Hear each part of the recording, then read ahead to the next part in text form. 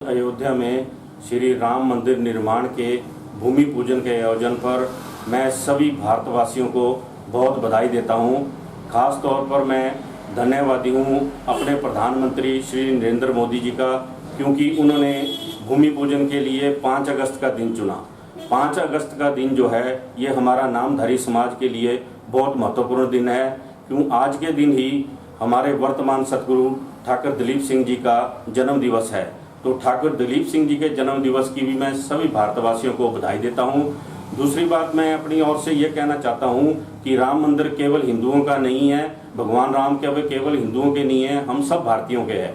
तो इसीलिए उनकी जो हमारे को शिक्षाएं मिली हुई हैं उनको मद्देनजर रखते हुए हमें राम मंदिर का समर्थन करना चाहिए। मैं सभी लोगों से अपील करता हूं कि वो जितना हो सके अपनी स्वेच्छा अनुसार राम मंदिर बनाने में उसमें अपना सहयोग दें, तन मन धन से सहयोग दें, ताकि ये हमारा जो भवन है ये दुनिया में एक अलौकिक भवन बने।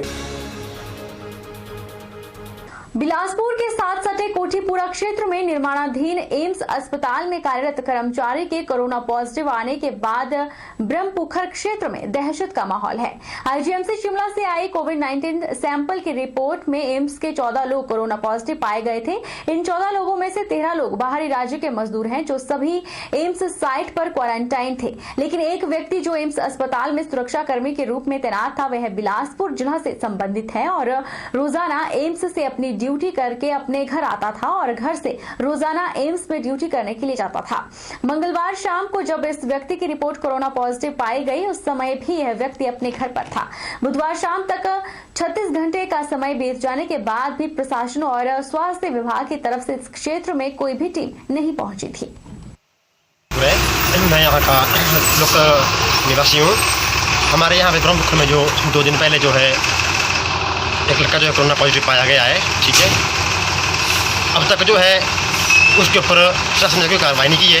मैं यहाँ पर कोई प्रशासन का या हेल्थ का कोई टीम आई है कि ताकि लोगों को समझाएं कि हाँ रिपोर्ट क्या है, ठीक है। लोग इस टाइम जो है यहाँ पे डरे हुए हैं, क्योंकि प्रशासन की तरफ से अब ये भी कन्फर्म नहीं करवाया गया लोगों को कि हाँ उसकी रिपोर्ट क्या है, सैंपलिंग क्या है। लोग जो है इस टाइम बहुत डरे हुए हैं। मुझे हम प्रशासन से मांग करते हैं, इतना टाइम के बाद भी ना आप कोई एक्शन ले रहे हैं, ठीक है।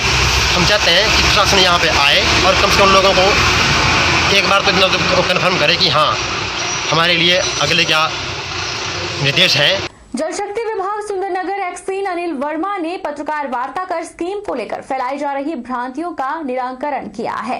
उन्होंने कहा कि इस स्कीम के जरिए सुंदरनगर को 24 घंटे पानी मिलेगा। इस स्कीम के प्रति जो भ्रांतियां फैलाई जा रही हैं वे तथ्यहीन है, जबकि स्कीम में विश्व स्तरीय WHO की गाइडलाइंस का पूरा पालन किया जा रहा है। उन्होंने कहा कि इस पानी से सुंदरनगर 64 लाख लीटर पानी की मांग को पूरा करने में ये स्कीम सक्षम है। पिछले दिनों समाचार पत्रों और कुछ सोशल मीडिया में सुंदरनगर की शहर की जो स्कीम बनाई जा रही है उसकी पानी की गुणवत्ता को लेकर कुछ भ्रांतियां फैलाई जा रही थी।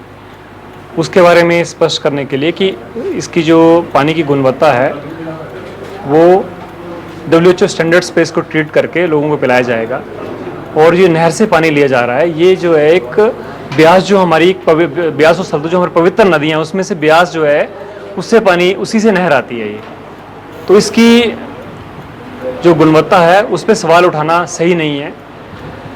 और इसमें जो कुछ लोगों का था कि इसमें कुछ कचरा गिरता है या लोग इसमें कुछ गंदगी फैलाते हैं, तो उसका तो हम विभाग जो है उसको जो ट्रीटमेंट इसका प्लांट बना रहा है, जो लगभग 5.5 करोड़ की लागत से इसका सिर्फ ट्रीटमेंट प्लांट ही बनाएगा, उसमें उस चीज़ों का जो है ध्यान रखा जाएगा और उससे उसकी जो उसको बिल्कुल प्योरीफाई किया जाएगा।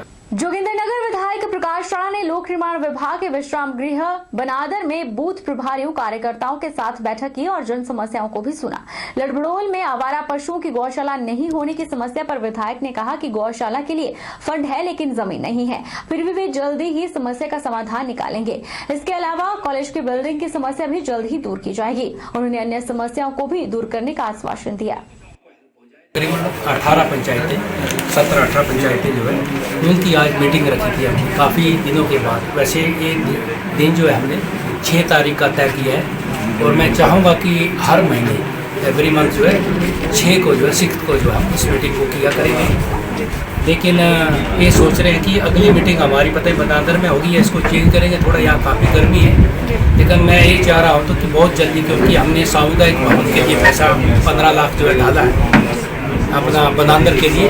हम बहुत जल्दी जो सामुदायिक भवन यहाँ पर डालने जा रहे हैं। 15 लाख जो हमारी तरफ से था, उसमें 7.5 लाख मैंने डाला, 7.5 लाख जो है अपनी सांसद निधि से है, और 15 लाख जो सरकार देगी। इसमें एक ऐसा इसका प्रपोजल है, तो 30 लाख का जो है एक सामुदायिक भवन बनने जा रहा है बनांदर में।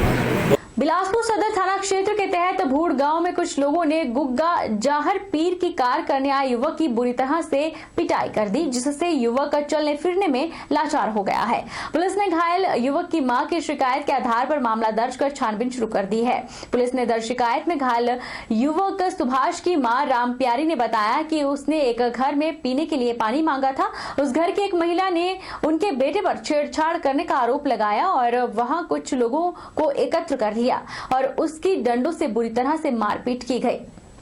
ये चाहते हैं कि पुलिस इस केस में कार्रवाई करे और इसकी पूरी छानबीन करे, और बहुत बुरी तरह से इसको मारा है, और इसको जिन्होंने भी इसको मारा है उनको कड़ी से कड़ी सजा मिलनी चाहिए। जो है सदर थाना बिलासपुर में एफआईआर रजिस्टर हो चुकी है।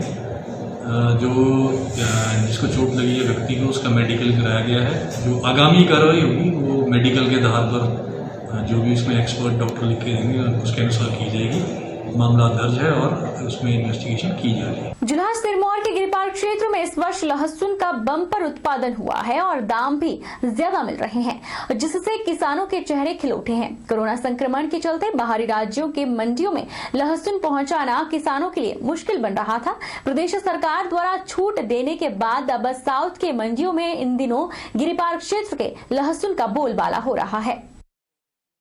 टिम्बी, पकरास, मिल्ला, गंगटोली, ग्वालियर, पश्चिमी ठोठा, जाखल के दर्जनों पंचायतों के किसान अपने लहसुन टिम्बी बाजार में पहुंचाते हैं, जहां से ट्रक के माध्यम से लहसुन को साउथ की मंडियों में भेजा जा रहा है।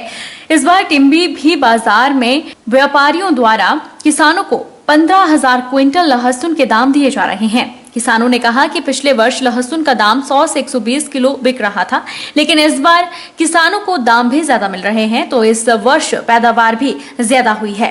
किसानों का मानना है कि कोरोना काल में जहां किसानों की आर्थिक स्थिति कमजोर पड़ गई थी, परिवार का गुजारा चलाना मुश्किल हो गया था, वहीं लहसुन किसानों के लिए वरदान बन रहा है। लहसुन के दाम ने परिवार की आर्थिक स्थिति को संवारा है। वहीं एक बुद्धिजीवी व्यक्ति ने बताया कि इस साल कई हजार हेक्टेयर में लहसुन की बुआई की गई। मौसम सही रहने से उत्पादन भी अच्छा हुआ है। प्रति हेक्टेयर लगभग 58 क्विंटल औसतन उत्पादन रहा। इस बार हमारे टिम्बी क्षेत्र में बहुत अच्छी फसल हुई है और इसके लहसुन के दाम भी अच्छे मिले हैं।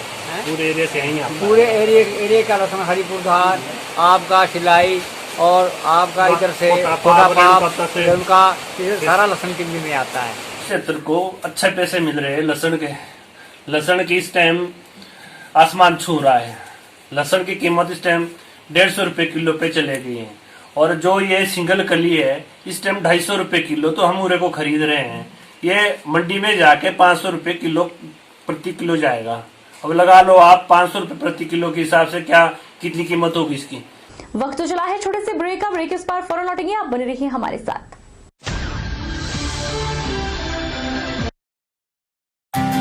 विजडम एजुकेशन सोसाइटी के सानिध्य में Vijay group of institute Himachal Pradesh university Shimla एवं Himachal Pradesh board of school education Dharamshala द्वारा मान्यता प्राप्त हिमाचल प्रदेश का एक अग्रणी शिक्षण संस्थान है।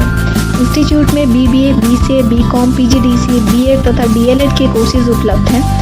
कॉलेज प्रयासरत है छात्रों के चहुमुखी विकास की ओर, जिसके लिए कॉलेज उपलब्ध करवा रहा है डिजिटल क्लासरूम्स, विभिन्न प्रयोगशालाएं जैसे कि कंप्यूटर प्रयोगशालाओं का उपयोग ऑनलाइन एग्जामिनेशन के लिए भी किया जाता है, जिसमें 150 से अधिक कंप्यूटर मौजूद हैं तथा साथ ही नेचौक कस्बे में अर्ध लाइब्रेरी के अभाव को दूर करने के लिए विजडम एजुकेशन सोसाइटी ने कस्बे में शिक्षा प्राप्त करने वाले बच्चों समेत स्थानीय युवा पीढ़ी को अपने कैंपस में पुस्तकालय की सुविधा उपलब्ध करवाई है तथा साथ ही विजय ग्रुप प्रयासरत है कि कोरोना महामारी छात्रों के विकास में बाधा न बने, इसलिए विजय ग्रुप छात्रों को ऑनलाइन रजिस्ट्रेशन की सुविधा प्रदान कर रहा है।